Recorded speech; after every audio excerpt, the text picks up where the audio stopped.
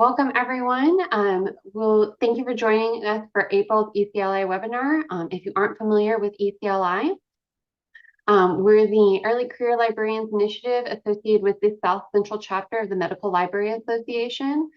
So we have partnered with NNLM Region 3 to launch this webinar series on topics that are useful to LIS students, early career librarians, and new to medical or health science information librarians. So our next session is going to be in July, so keep a watch on our webpage for more information.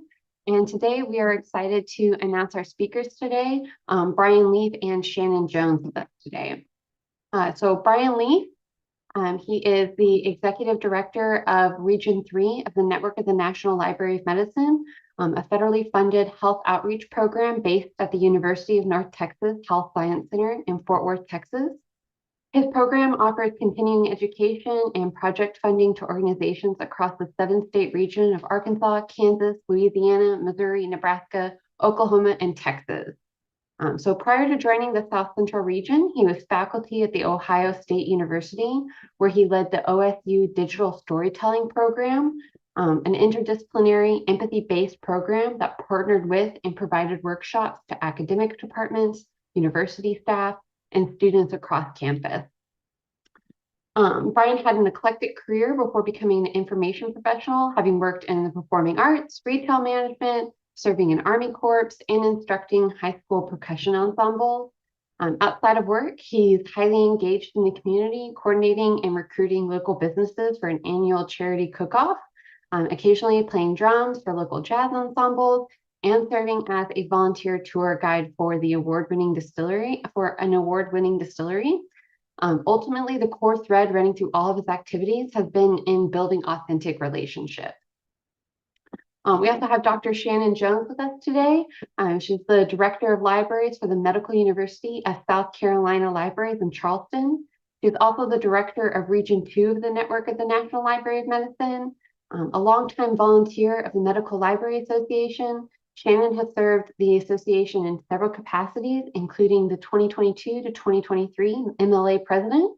In 2018, Shannon co-founded the MLA Reads Virtual Book Discussion Club to provide a forum where participants can learn, discuss, and process the implications of various DEI topics in their work as an information professionals and in their personal lives. Shannon's also the co-editor of Diversity and Inclusion in Libraries, a call to action and strategies for success and cultural humility in libraries. Her educational background includes an ED in educational leadership from Charleston Southern University, a master's in education and adult learning with a concentration in human resources development from the Virginia Commonwealth University, and a Master of Library Science from North Carolina Central University. So welcome both Brian and Shannon today. In today's webinar, our speakers are going to be giving a presentation from Wallflowers to Power Players, Mastering the Art of Networking.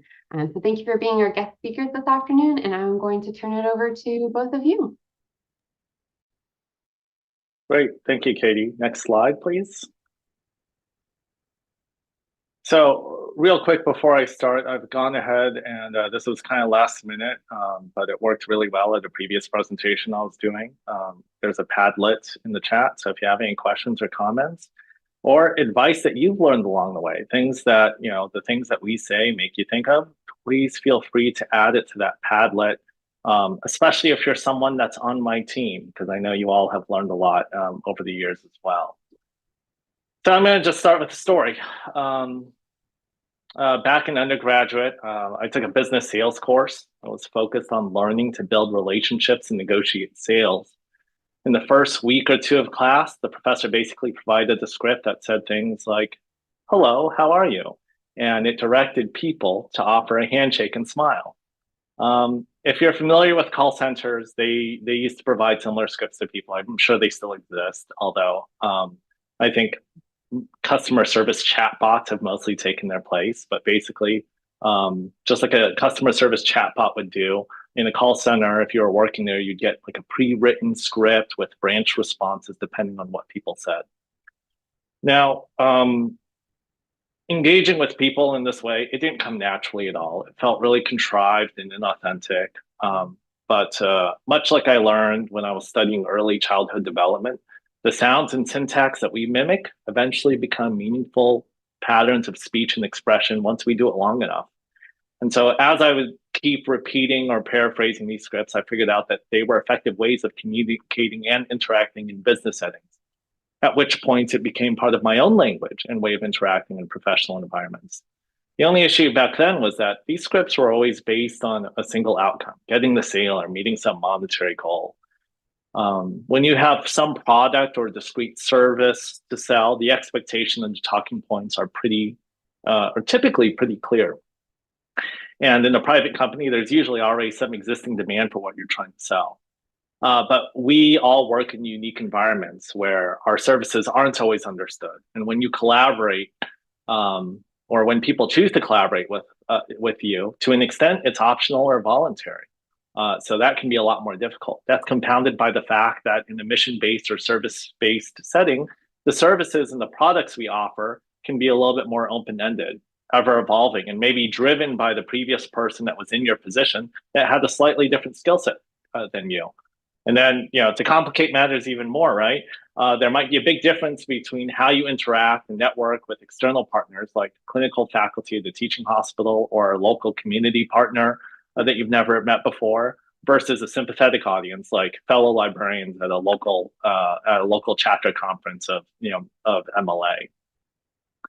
But I'm going to try to convince you that just like the original sales script that I started with back in undergrad, learning to engage with folks or other librarians, these are skills that can be practiced and honed. Next slide, please. For my portion of the presentation, I really want to differentiate between why we go to a conference, that's what this list is, and how we go to conferences or other professional meetings, including things like site visits. I'm taking a more philosophical approach. Networking or engaging with others is sometimes oversimplified as a matter of introversion or extroversion. I want to stay away from whatever your personal inclination may be and reframe this as a set of principles that really anyone can use to be successful. Ultimately, my goal is to shift your conception of what networking is to what it could be and give you a different mindset for how to approach it. I'll give you a few tactics that I use, but it'll be in Shannon's presentation that you'll get deeper into strategies and lessons that she's learned throughout her career. Knowing your reasons, of course, for going to a conference is important. If you're looking to collaborate, if you're looking for collaborators or to collaborate on a project, you have some targeted goal there, or if you're looking to learn about a topic, that helps you plan what sessions you go to. And maybe some of these reasons, do shape your general talking points. But really building partnerships, more tangible outcomes, and being a power player means going beyond these reasons. As a real quick side note, I gave a presentation at the Texas Library Association last week about what it meant to transition to health librarianship. I did this with Claire Fowler and Katie Prentice. And we actually we set up our outline and the structure of what we were doing, but we never actually shared our answers with each other. We were kind of pleasantly surprised at the end because we all independently concluded at some point that, this profession is all about relationships. And you don't get into any of these activities without other people. Next slide.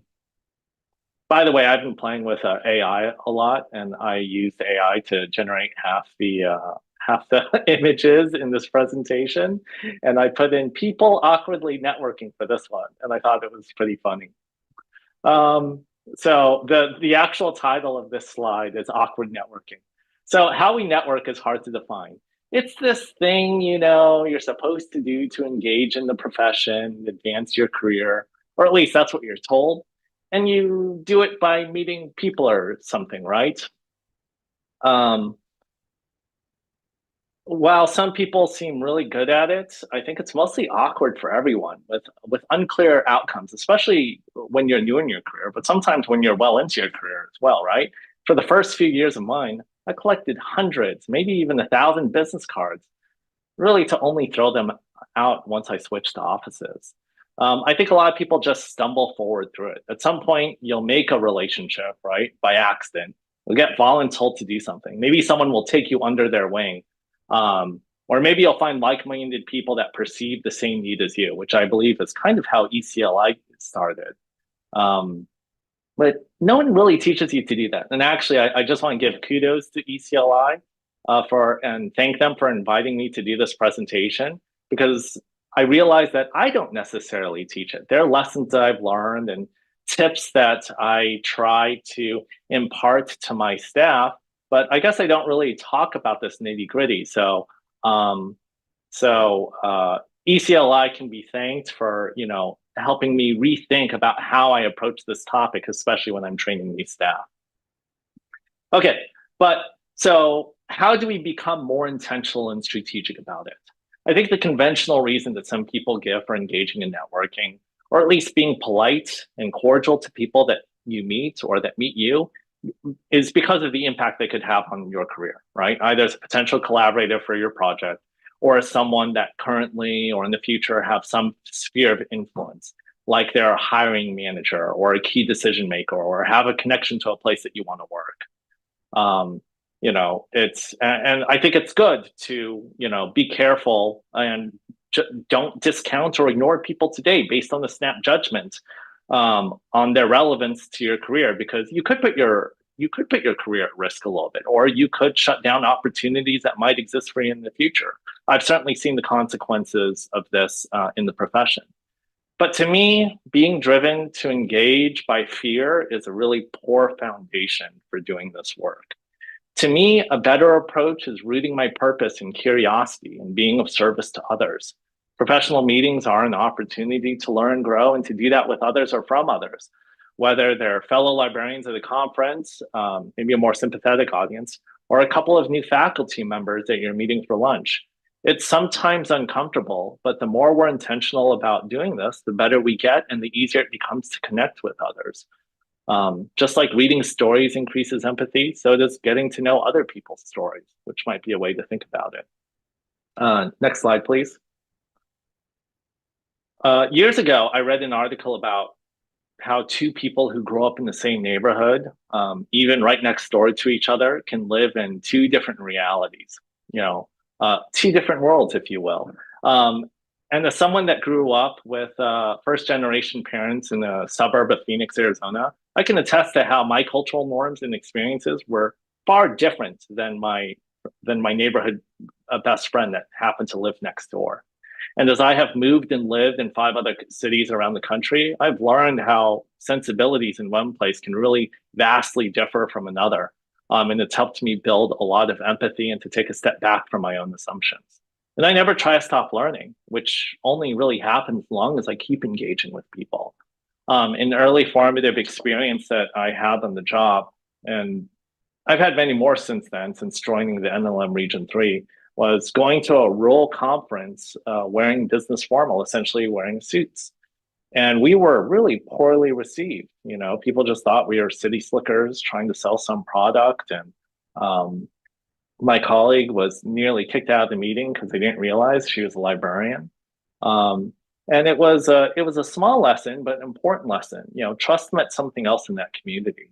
Later on, we actually had a pretty strict dress code back then, but we would eventually develop a new RML policy on a dress code. And it isn't something that says, oh, you need to be dressed in business casual or your Sunday best.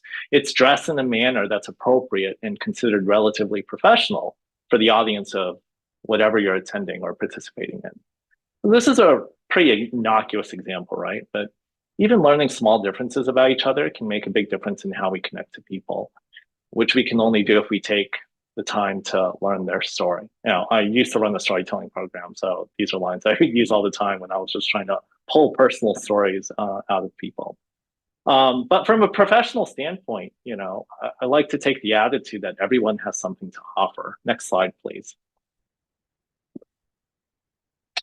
I love this quote from Anthony Bourdain. It seems the more places I see and experience, the bigger I realize the world to be. The more I become aware of, the more I realize how relatively little I know of it, how many places I have still to go, how much more there is to learn. And I think Anthony would absolutely agree that people are an important part of this equation. Being a power networker is not a matter of liking people, being best friends, or even having a sustained relationship with someone. But when we strive for a meaningful interaction, we both might learn something in the process. Maybe I don't really get along with them then, but I'll appreciate that I had the opportunity to grow a little bit and wish them well. But maybe we'll have a chance down the line. There are some people that I met years ago at conferences, maybe even a couple of people I didn't like. And I've only started working with them recently. And now, some of them are pretty good colleagues or even friends. I think this idea is somewhat inherent in, at least within our office, because we work with such a diverse set of audiences. The staff is required to attend and represent at major official social functions and encouraged to participate in dine-arounds. The reason why is because, first of all, it's work. Going to a conference is work. None of us typically pay our own way. Some of us do, but most of us typically don't pay our own way. We are paid to go to these conferences and to form these relationships. But we also know that by attending these events, by having those hallway conversations, that some of the best ideas and projects incubate from these exchanges. And as a side note, I do encourage people to take breaks and have quiet time here and there. I'm not looking out for my people when go to these conferences, wondering where they are, because I also know that this work can be very, very exhausting. But if I was managing another program or department, I would still encourage people to do this, because we end up working with a number of support departments, or you liaise to another department. And when there's such a social hierarchy sometimes on an academic campus, especially between staff and faculty, I can see how much a kind word or getting to know people a little bit or treating other people as human really makes a difference in getting the work done, and making those interactions much more pleasant.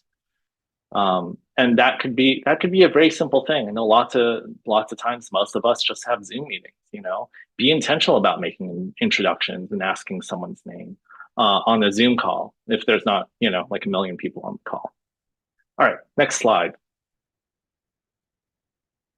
Okay, so that's sort of the philosophical foundation, but I kind of want to turn it into a list of core principles that maybe you can use as a heuristic or an approach for your next conference or networking event to enhance how you build relationships, right? So, I don't like to think of it as networking. Networking sometimes sounds like a dirty word a little bit, this vague thing that you're supposed to do. So rather than think of it as like, oh, I need to go to this conference and network, what I'm really doing is I'm going to this conference and I'm actually trying to have a spirit of inquiry, be curious, like I said earlier today. I'd like to reframe the idea of small talk. I hate small talk. I know a lot of people bristle with the idea of it because it ends up being about what? The weather, right? How your drive or flight in was, or an empty exchange of pleasantries that ultimately goes nowhere. A small talk is such a networking killer. But the right kinds of questions, I think, can lead to a productive conversation instead of idle time fillers. I think the problem is that we've learned to ask the wrong questions. The weather, travel, how's it going, even what do you do? These are not open-ended questions that lend themselves to good relationship building or understanding who someone is as a professional, which I think is the ultimate goal. So I have a list on the later slide, but I would think about asking more targeted questions like, what do you hope to get out of the session? What's the focus of your research? What's something that you wish the other side of the house knew about what you did? So when I say other side of house, if anyone here is not a library professional, I'm talking about like research and education versus technical services, right? What are things that it's not completely about just, asking targeted questions, but, trying to learn something for yourself, being curious. And then, personally, I'm always interested in what people like to eat, because then I can better organize that dinner or lunch, and solidify those connections. I think it's important to start with the assumption that you're going to learn something interesting about who they are as a professional or even as a person, because it'll be easier to direct the talk when you start, with that sort of positive intention. I think people do come off as a lot more welcoming. rather than waiting for just that natural chemistry or that opportunity that happens through committee work or some other facilitating context. It can be difficult, as information professionals, we know that people don't always know how to formulate their question or articulate what they want or communicate exactly what they do. Doctors and nurses have a similar problem trying to figure out what's wrong with their patients. So again, I always, I'm going to repeat this idea, be curious, more than getting an answer to your question, seek understanding. One of my favorite road trip games that I just decided to slap on here is 20 questions. If you don't know what 20 questions is, it's a game you usually play with two or more people. One person decides on the noun that they're going to keep in their head, a person, place, or thing. And then the other person or the other people have to just keep asking yes or no questions until they can figure out what that noun is that they've kept hidden. And why I like this is, I feel like it's a very librarian game, or it could be, because it forces you to like really filter and think about the context and explore different contexts and dig deep to unpack the question. So sometimes when I think about conversations that I'm having, it's not about just getting an answer to the question. It's making the goal, not necessarily 20 questions either, but getting to that understanding. The goal isn't uncovering the noun, but uncovering your own personal understanding of that person or that topic. And I have that link to StoryCorps because they're master question askers. When I was facilitating storytelling workshops, I would sometimes go to the StoryCorps website. Thanks to the person that put that link in the chat. I would sometimes put that question, look at that question bank to get ideas on how I could help unpack other people's stories. And then I have listen here because the other challenge is that you really have to listen. I'm not just talking about making sure you listen and understand what people are telling you, but also understand when people are reaching out, because we all have our different comfort levels with this. But sometimes we sabotage ourselves. As humans, we're wired for connection, but sometimes we miss when someone's trying to reach out to us. So I could talk a whole lot more about that, but I need to move on. So number 2, being a connector. That's another sort of frame of mind that I take to conferences. We're in the business, generally most of us are in the business of connecting people to resources.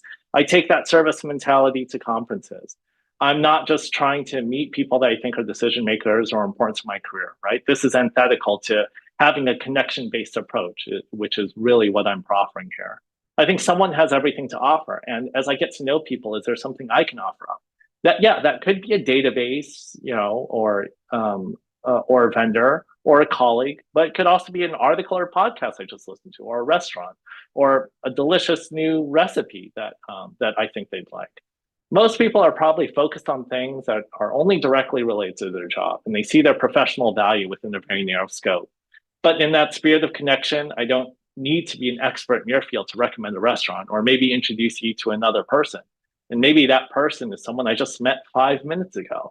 There are lots of ways to be a connector. A connection means trying to find common ground.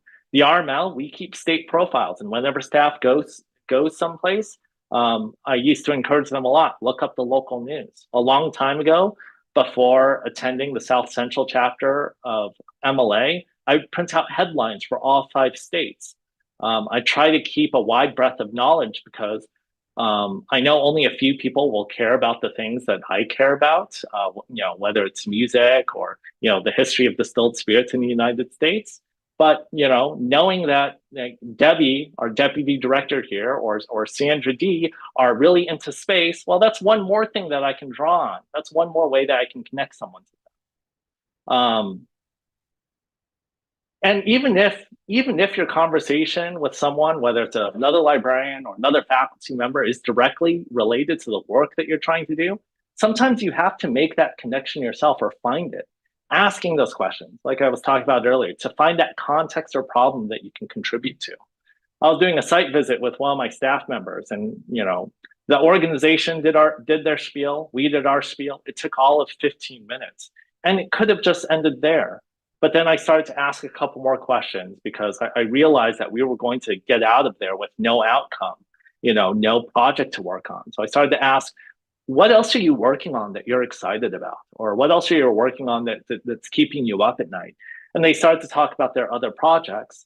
That call turned into 90 minutes, and they've become one of the best partners we've had over the past 3 years, right? So it's really trying to be there in the moment, trying to seek understanding, and trying to communicate your services, I think, can be really difficult. But if you go in with that idea that you're going to be a connector, that you're going to be curious about what they're doing, the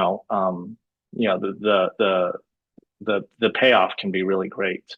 And then what makes this all easier is if I know a little bit more about who you are and what you do and what you like, then I have more points of connection to draw from.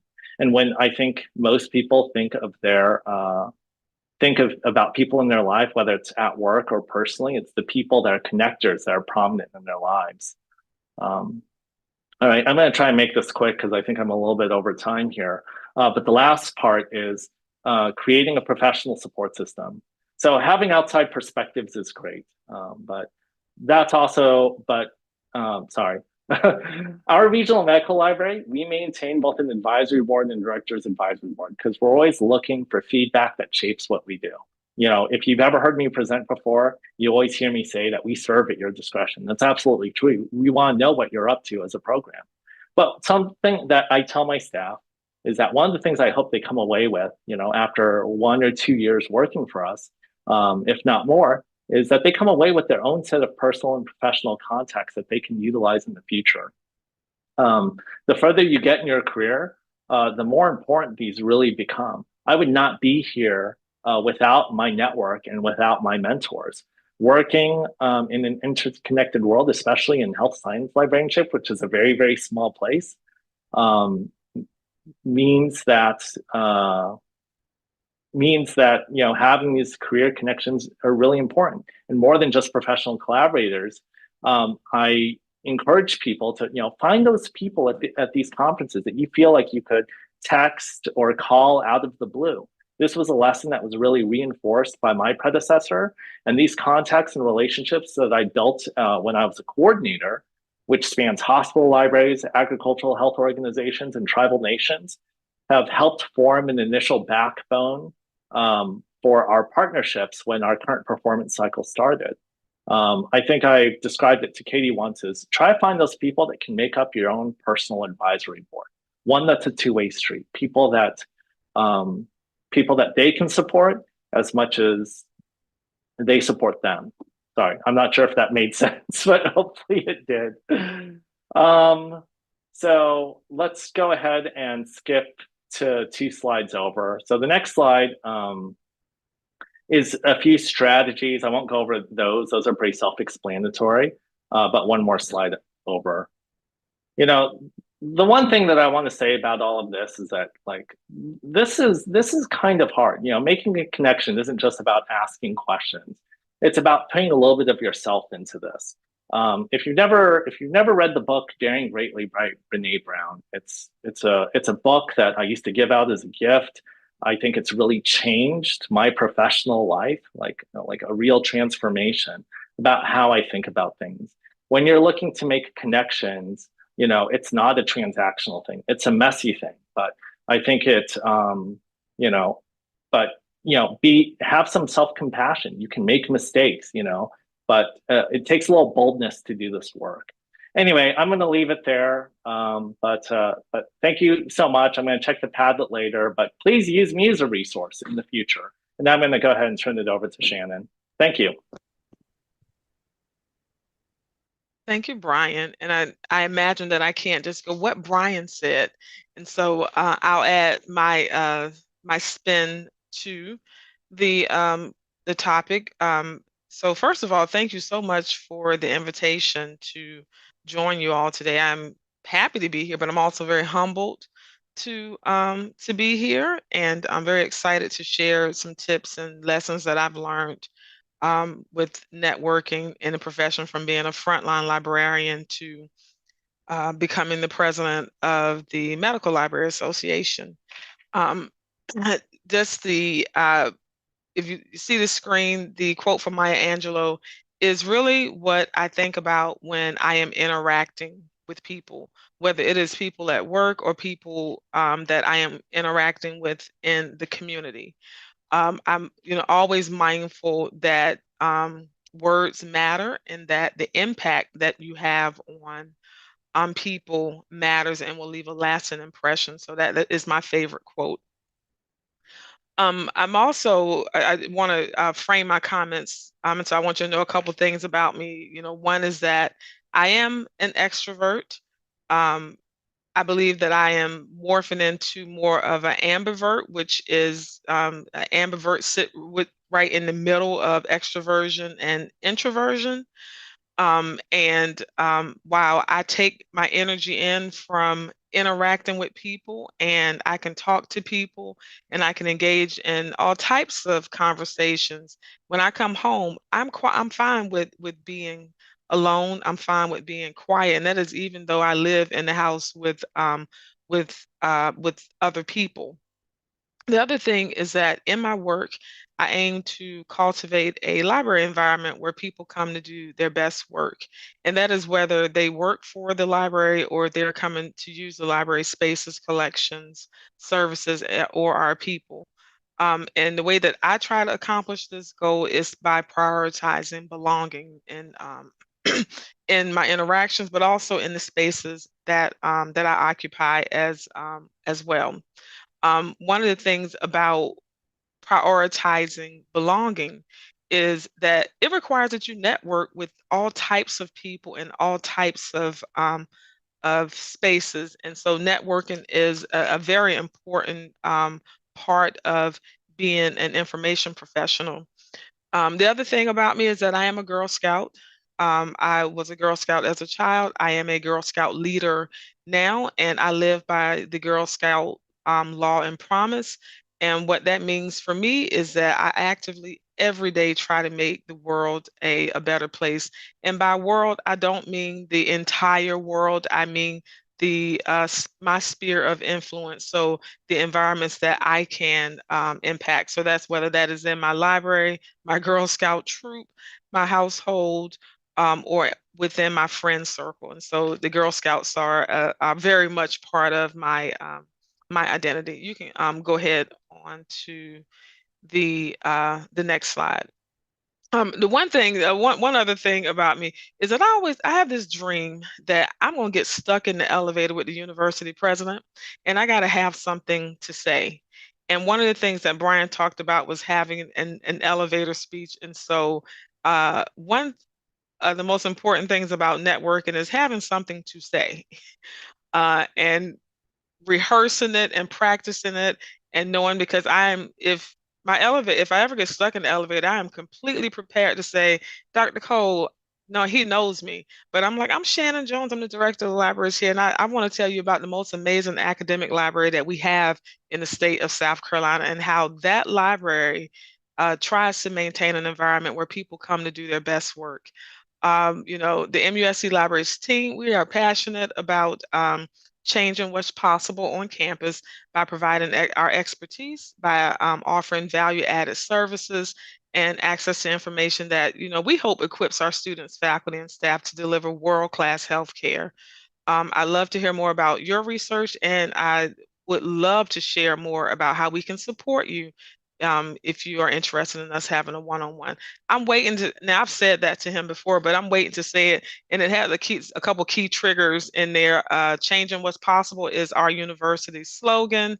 And, you know, I got to be biased in this. And while I appreciate all of you on today, all of us think our library is the best library possible. But have your elevator speech ready so that you can tell someone by time you get on the elevator and they get off what you believe about your library, what you can do for them, and then you have an ask. You want to have a one-on-one meeting. So, as I was contemplating what I would say to you today, it really took me to just really looking at what's the definition of networking. And pretty much networking is all about having conversations or engaging in dialogue with others.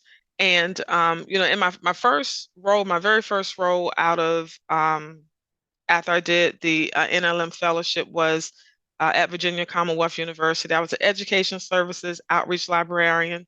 It was a brand new position, and the whole goal of that position was the director at the time, and this was in the early 2000s, recognized that people were not coming to the library like they used to. The more we put our collections online, the further we push them out the door. And so the director, they created this position, the Education Services Outreach Librarian, and the goal was to go and do outreach with our internal users, go and connect with faculty, staff, and students, um, so that they know about the library, so you can raise awareness about the library. And it was a new position. It required me to talk to lots of people. It required me to use unconventional tactics to raise awareness or put the library in front of people, because back then when you thought of outreach, it really was serving the external unaffiliated users, but this position was focused more in reach than than outreach, so to speak. And we like to say we use guerrilla tactics to engage with people, because we got out of the library and we interacted with them on campus in different environments. And a couple things that I learned, and I found these resources too on at the Career Center at the University of Illinois Urbana-Champaign, that really aligned with some of what I learned in my very early years, is that to engage in conversation, if you are a shy person, now's not the time to be shy when you're trying to network with people. You are going to, one of the things we always tell people when they go to conferences, or if you go to an event on your campus, you see an empty seat, sit down in it. But you're going to have to talk to people. One of the things that their document encouraged you to do was to switch from being a guest in a place to being a host. And you know, I've seen some people who do this really well, where they work the room. They go and they introduce themselves. Hi, I'm Shannon. I am from X institution. Really nice to meet you. Is anybody sitting here? And they sit down, and after they sit, here comes a genuine compliment. Hey, I really love that. I love your tie, because there's some very interesting ties that you can see. Or I love your shirt. Or I was in your presentation earlier, and I really love those concepts that you were talking about. And then that breaks the ice. Um, Small talk is important. It you gotta talk about something. Whether it is current events, whether it's the actual event that you're at, um, current events that are related to the conference, or it could be current events that are related to, in particular, if you're in a city. For instance, if you were in South Carolina and you know who Don Staley is and you watch basketball, you could talk about go Gamecocks, because that's one of the things that we talk about right now about our the University of South Carolina basketball team. Or, if you want to go into book banning or things that are happening in libraries, you can broach those topics, but you got to be able to read the room. And Brian gave you some really good questions to ask when you are interacting with people. One of the caveats: avoid religious and political topics, because we don't all believe the same things, and it could create a situation that was not tense. It could turn it into a tense situation. So uh, definitely try to avoid those topics if possible. Brian also mentioned following up and maintaining contact. So following up promptly after, so that you don't forget and the person doesn't forget you. And then maintaining that contact. Don't ghost people. If I meet you in January and then you follow up in December, that a lot of time has elapsed between then. And if you're asking me to do something for you, a lot of time has elapsed between then. And you want to connect with people while the information is still present in your head and while they still potentially will remember you. So definitely follow up. I think that's a lot of times where people lose it in the networking process, is that we meet people, we have these really great conversations, and we talk about, potentially collaborating, and then we don't follow up or maintain that contact. And then so that moment in some senses has passed for us. So definitely stay on top of that. You can go ahead and go to the next slide.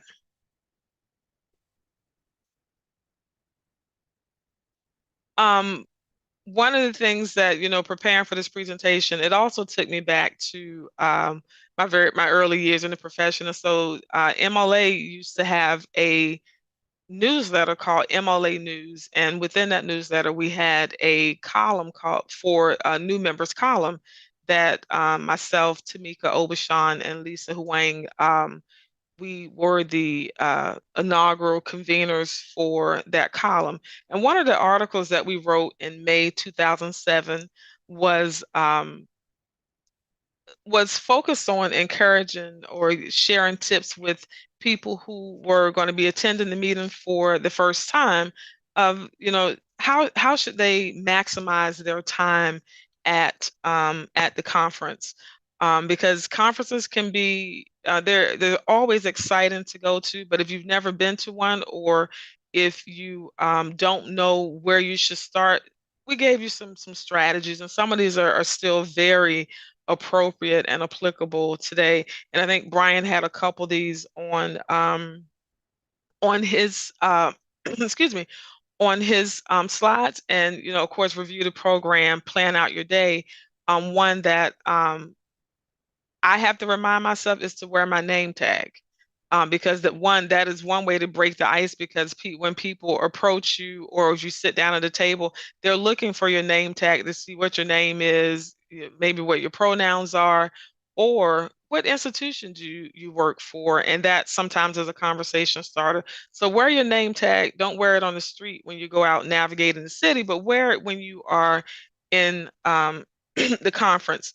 Also, sometimes session descriptions don't align with what you thought you were going to hear. And so if that is the case, or if you want to see a presentation in one room, move and go to the next room. No love lost, no harm, no foul.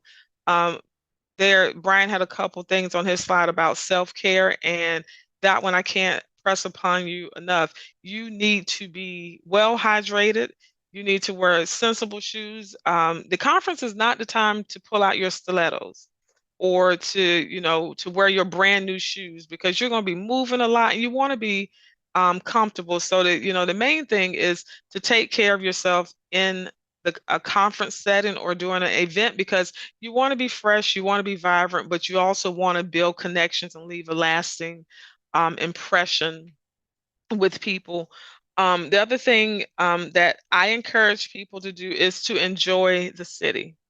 Um, you, there'll be lots of meetings and sessions for you to attend, but it gets overwhelming sometimes. So sometimes you need to step away and take a break from the conferencing and just go outside, go to a local museum, but try to get some city in while you are there. And if it could be a conversation starter that you are talking to someone at a table, and maybe they want to see or do that thing too. And so maybe you go and do it with others. There are sometimes, like Brian mentioned, dining rounds, and there may be excursions or things that people are doing. Sign up for one.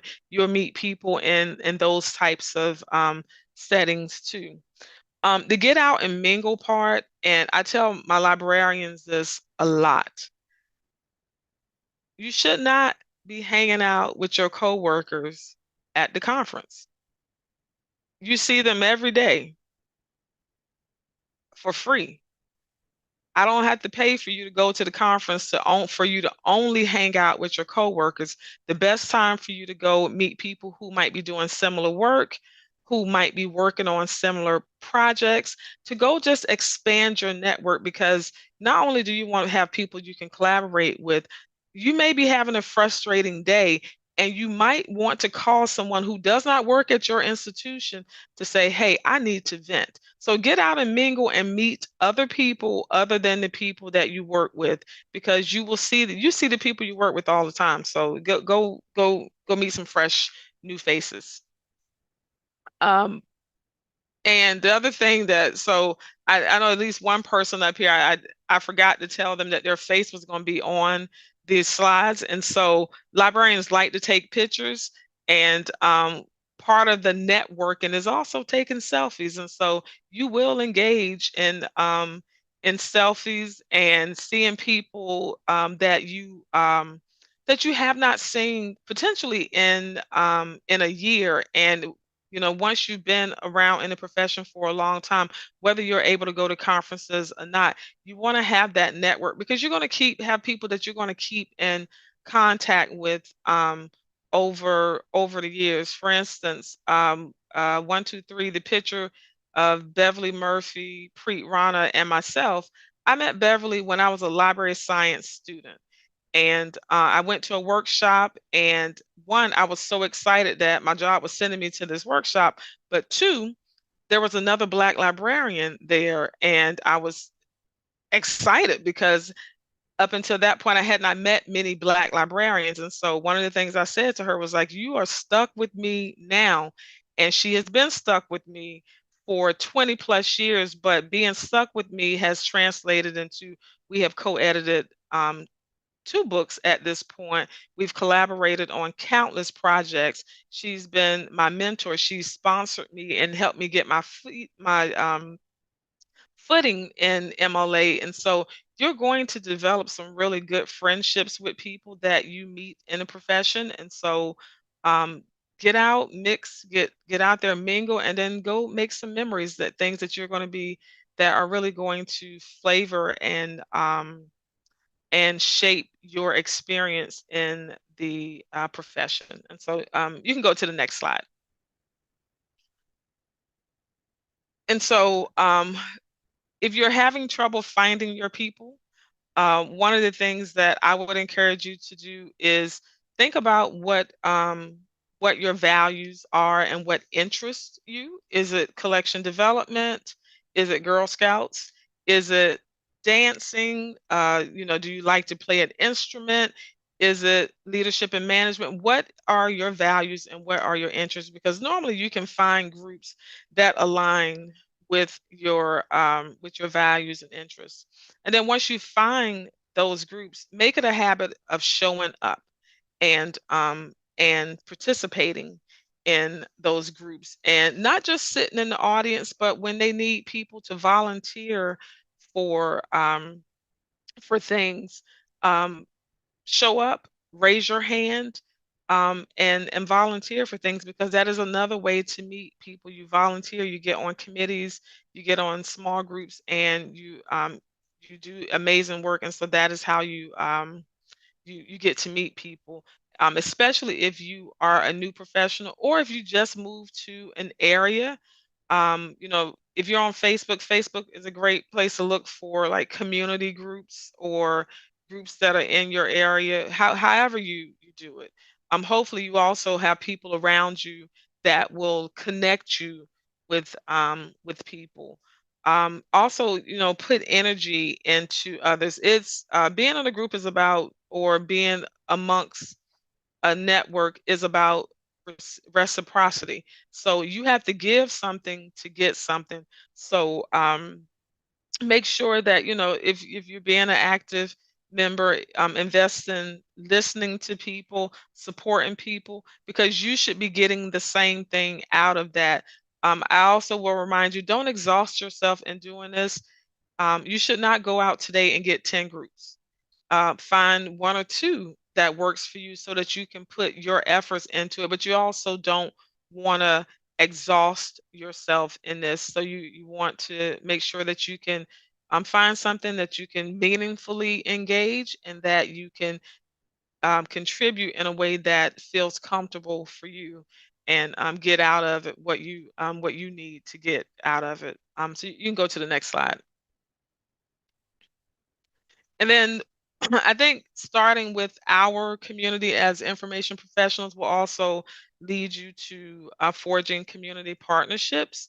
And when I think about forging community partnerships, I like to think about the phrase "nothing about us without us," because if you are working with community-based organizations, and you have an idea about a project you want to do, but you haven't talked to the community. So, that is just, it reminds me to always be thinking about and being in partnership and asking people what they need. And so Brian already mentioned this, just the concept of starting with why. What is your why? Why do you want to be in partnership with a particular person or with a particular group? What is your why? If you have not read Simon Sinek's book, Start With Why, I would encourage you to do that, because what he says is that people really resonate with why you do something, not necessarily always how you do it, but why you're doing it. What's your driver? What's your motivation? Brian also mentioned the concept of finding common ground. If you are into Girl Scouts, so am I. We can have some good, robust conversations about that. If you are a chocoholic, we might be able to have some conversations about that. Find common ground with people, so when you're talking to them, you can hear keywords that might resonate with you. And so finding common ground is also a very good way to build community partnerships. In that first position that I had as the education services outreach librarian, one of the things that I wanted to do, I wanted to apply for one of ALA's traveling exhibits. And in order to demonstrate that we were a good location for this exhibit, I had to get community partners. And one of the things that I did was I did my homework. I went to their websites, I looked at their missions, I looked for alignment with the library's mission, and I sent emails to people and say, hey, we want to host this exhibit. Here's what I think the benefit would be for your organization based on your mission statement, and here's um, how that aligns with the library.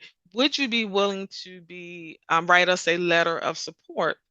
And I offered to write the letters of support, and people took me up on it. I had to write 10 different letters of support that were customized to how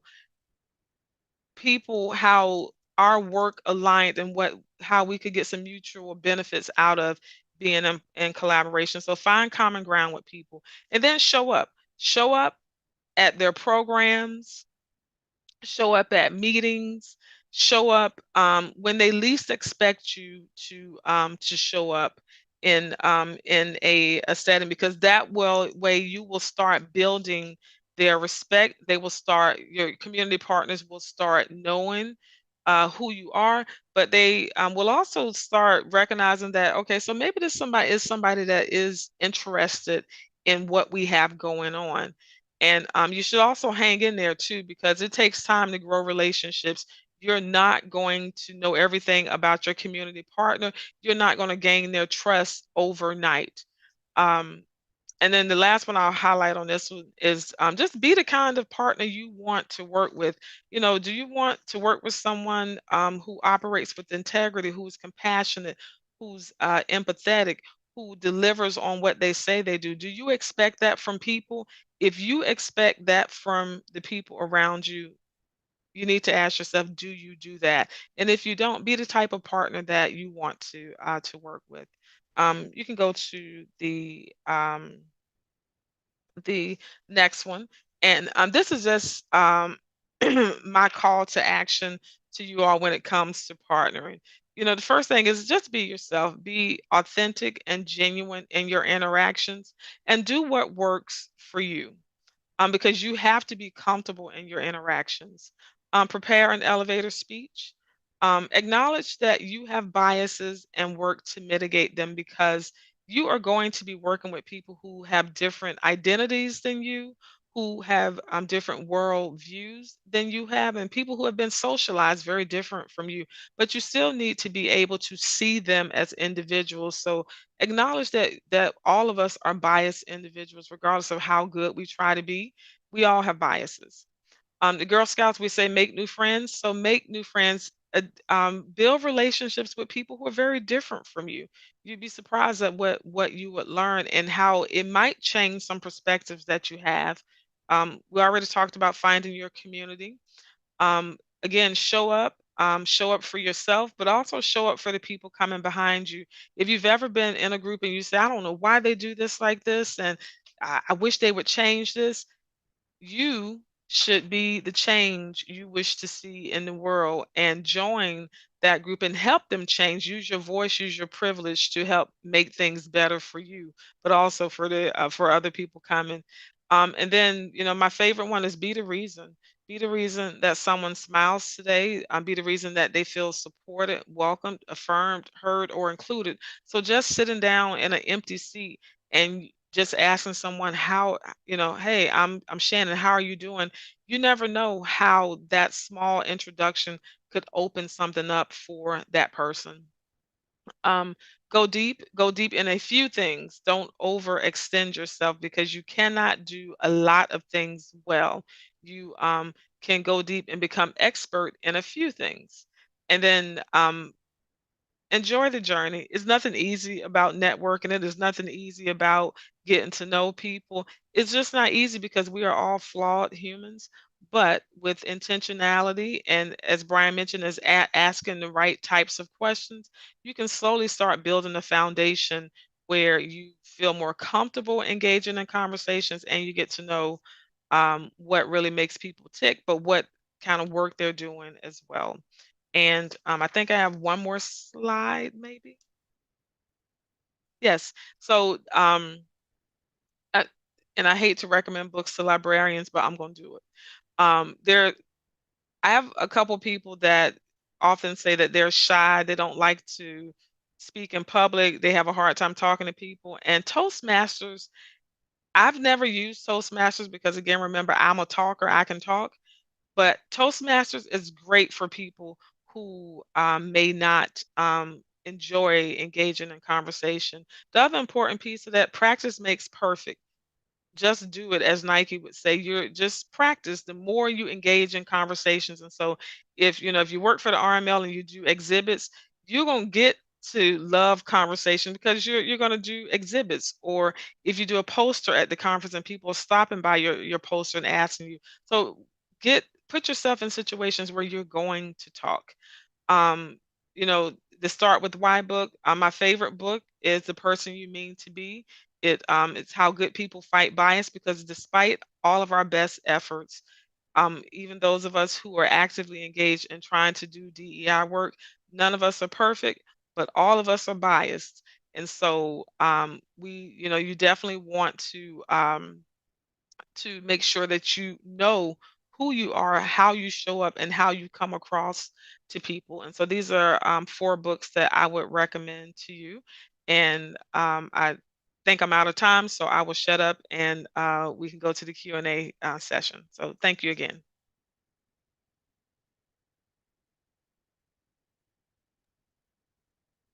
Awesome. Thank you. Thank you both so much for this. As someone who definitely struggles with networking and the small talk things, the idea for kind of just how to ask some of those questions and maybe get those conversations started. That was definitely very helpful for myself at least.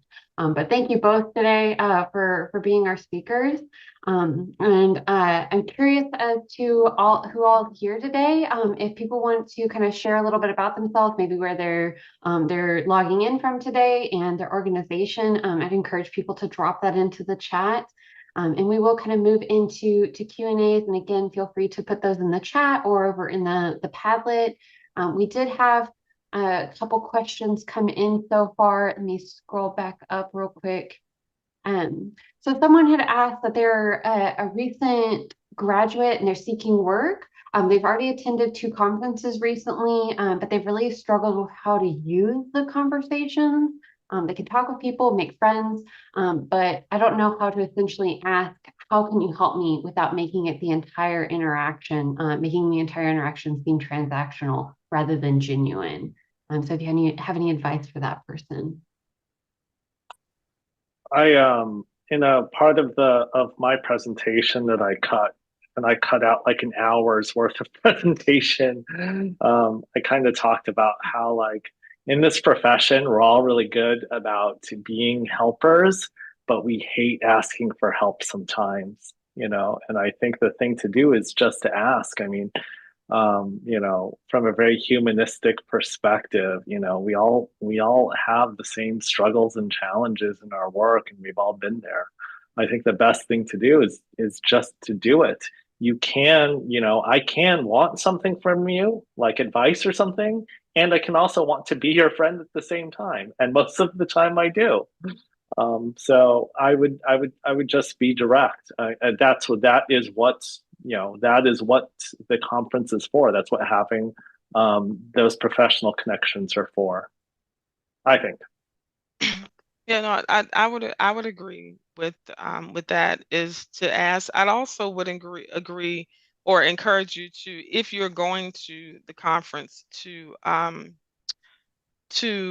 study the program and find and identify those people that you want to talk to and approach them directly and ask them about, maybe go to their presentation, and then your entree is, hey, I enjoyed your presentation. I'd love to talk to you more about your presentation and learn X, Y, and Z. And so that may give you an opportunity to actually to uh, to just have a conversation with the person and build that connection. I'd also say that make sure you have some mentors that can help guide you, but also that might be able to make or barter introductions for you. If you're an MLA member, MLA does have the mentor database where you can also look people up and look for um, who they are willing to mentor. So but like Brian said, just do it. Just ask the question. Like I've had and there's at least one person on here who's been one of my mentees for years, and it all started with a Facebook email message. Hey, I'm a library science student and I need a mentor. Would you be willing to mentor me? And we've been connected, gosh, now probably 15, 16 years. You'd be surprised. Our profession is, librarians by nature, I think, are very are we like to share and we like to support each other. And so I think you'll get probably more positive responses than you would think. Thank you. And then we had another question. This was answered a little bit in the chat, but just so we have it for the recording, and for people that might have missed it. But people can seem cliquish when you're at a conference. They only hang out with the people that they know. Any recommendations for how to kind of break into those groups?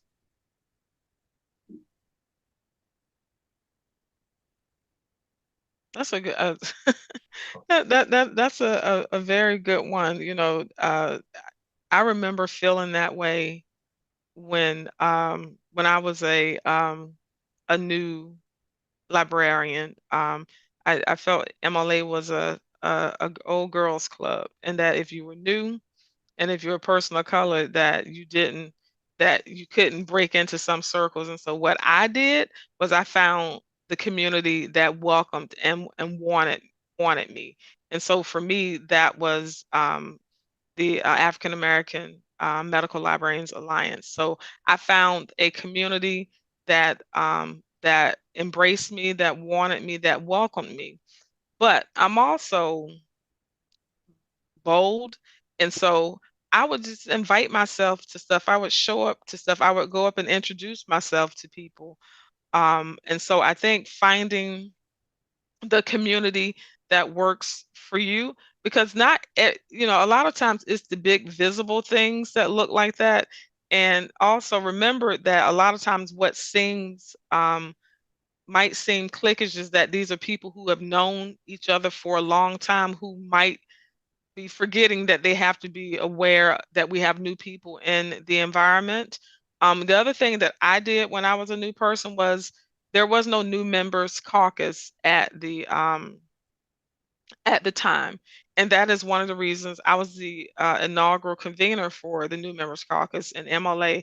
And so I wanted to create a caucus so that new members could have each other and then we could bring people into our settings. And the New Members Caucus is still very much a vital group within MLA so that, you could also connect with that group.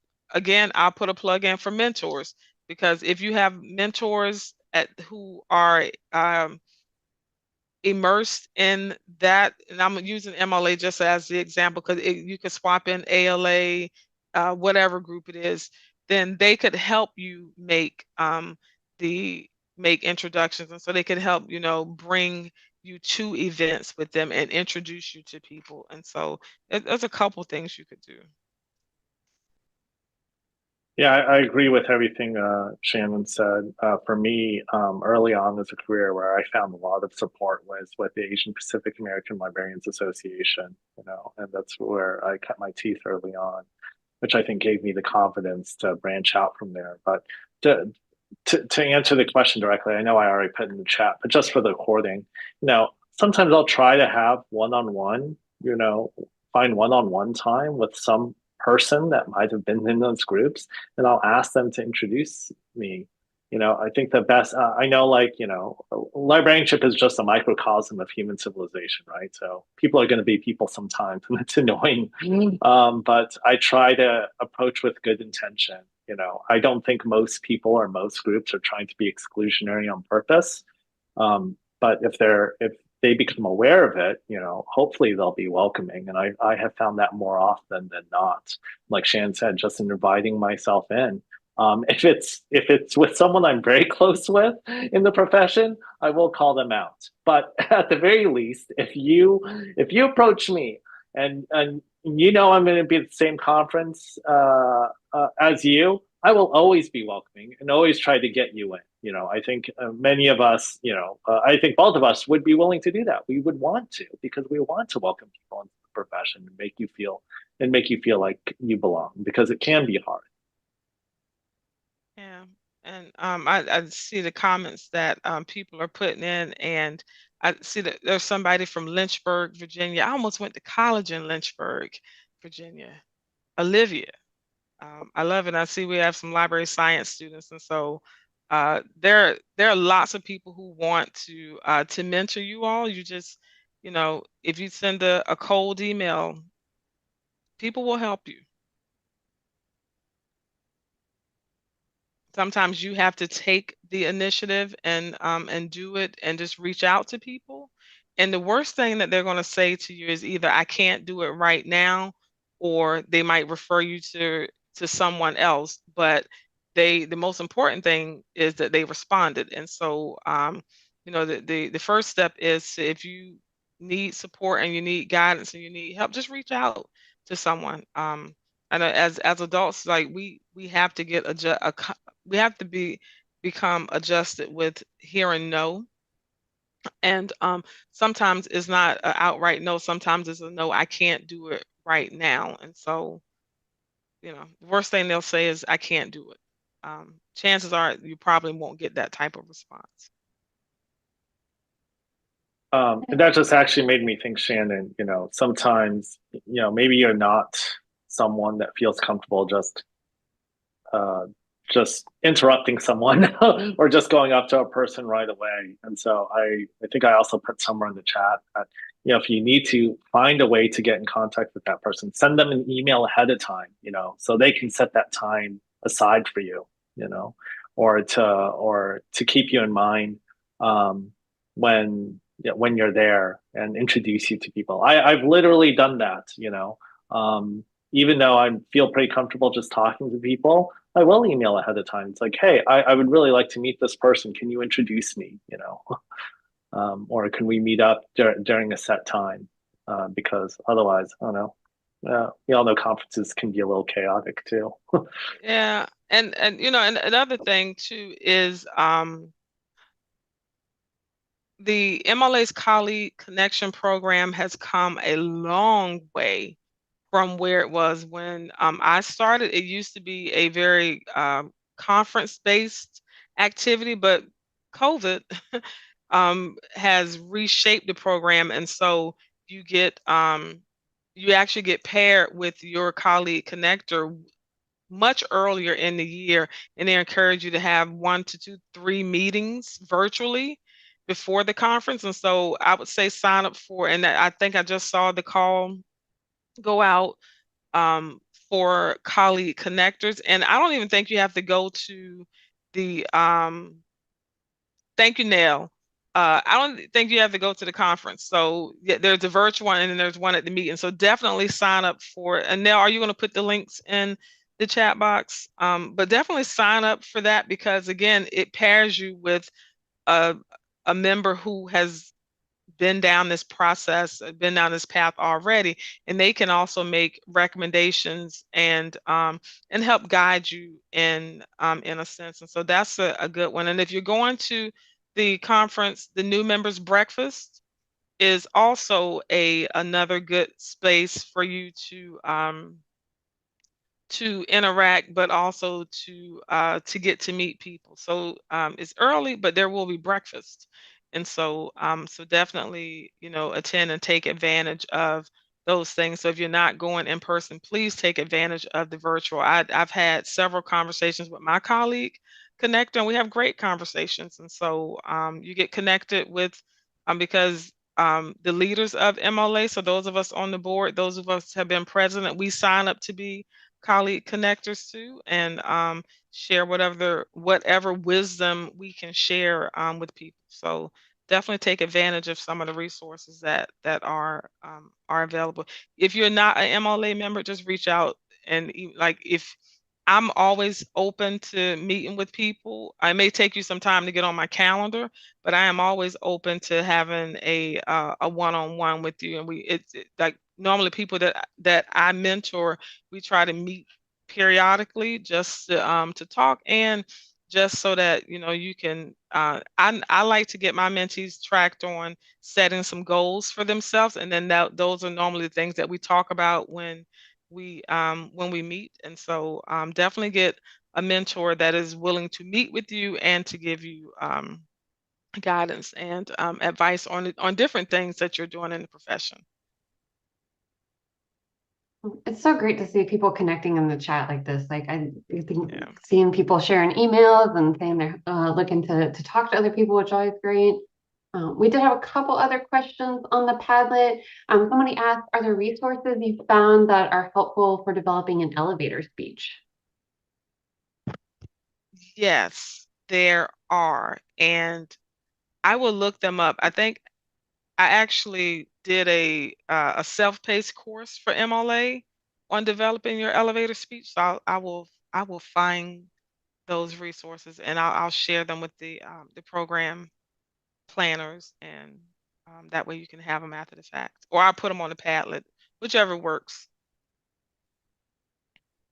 I have a presentation somewhere that I can dig up for a later time, but I was hired to put on a workshop for a bunch of MBA students on how to craft an elevator speech. But for a very, very brief tidbit of this, one thing that I like to talk about, and anyone that's studied sales to any extent might be familiar with this, but there's something called a value proposition. And it's something that you're going to notice, like lots of people notice it in commercials and stuff like that after they learn about what it is. But it's a framework. It's a framework for kind of knowing your story. It's not the exact same thing as an elevator speech, but I think that's what I would advise people to do is first know your own story, know your own value, know your own worth. And the value proposition is made up of 4 components. It's what your target audience is. It's the need or desire that they have. It's the benefit or value that you bring and the differentiating characteristic that you have. So for instance, if I were to format this into a template, a very straightforward way of putting it would be for library professionals. Sorry, let me think about this. For library professionals who are seeking authentic professional relationships, the benefit or value that I bring is authentic connection or being a resource connector. And I don't know, my differentiating characteristic is I still like to talk on the phone and text. For the office, it might be something like the office, our program, we have a very specific sort of mission statement about how we're going to improve the public health, blah, blah, blah, through equitable access to information. But what I'm really trying to say, like a mission statement isn't the same as an elevator speech either. But what I really might say is like, you're a community or organization. What you want is you want to refine your services with some sort of health program, like if I'm talking to a public library. Well, here's what I provide. I provide funding, education, and consultation. And what makes me good to work with, or what makes my office good to work with, is that I don't know, Katie, Brandon, the entire team, they're really fun, so it's going to be an enjoyable experience. But I think that, that is sort of, from a business perspective, that is the foundation, like knowing your story, and then communicating it out to a wider audience is sort of a different sort of activity, but it would be, like what I would do is I would just Google a resource for now, until you can attend a workshop or presentation or get some other resource out there. So I just Googled this. I've never looked at it before, but it looks pretty close to the type of thing that I would talk about.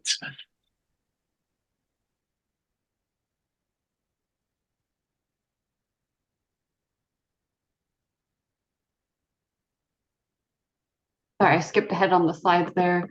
I think we had one other question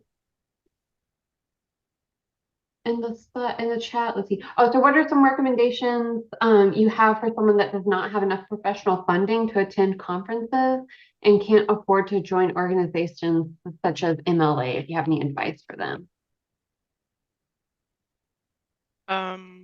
Yes. So I put a plug in for applying for professional development funds from your RML if your RML has professional development funds. So that's one thing. Also, MLA offers travel scholarships for attendance at the conferences. And so I would, you could look into those. But realistically, there are so many amazing virtual trainings that you can attend throughout the year that are free. If the other thing, so attend the virtual. The other thing is that with something like an MLA membership, we also offer scholarships for that, or reduced rates for people, just I guess based on your salary, if you're experiencing any type of if you're underemployed or unemployment. So there are things that you can do. The association also allows you to pay your membership in installments if you are interested. And I'll try to see if I can put some links in the chat box.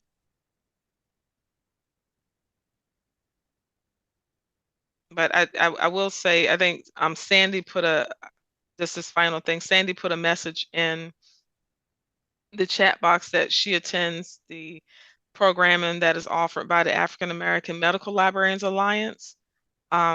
We are a caucus of MLA, but we have a commitment to keep our programming open to any and everybody who wants to attend.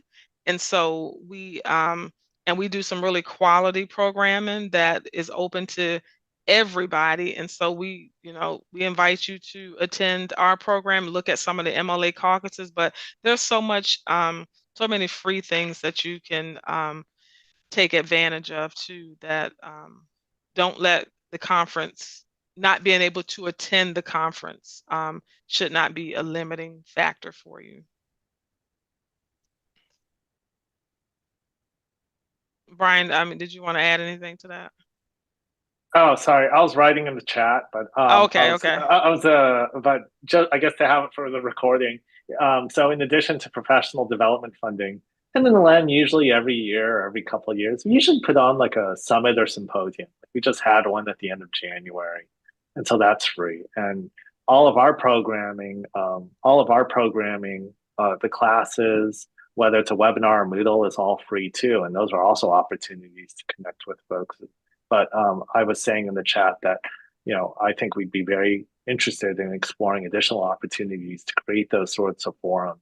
The great thing about the network of National Library of Medicine is that your taxpayer money pays for everything already. So you never have to buy anything from us. We're coming up on time. Thank you again, Brian and Shannon, for all your wonderful advice today. And thank you for everybody for joining us and sharing all their wonderful resources. Thanks for watching. This video was produced by the network of the National Library of Medicine. Select the circular channel icon to subscribe to our channel, or select a video thumbnail to watch another video from the channel.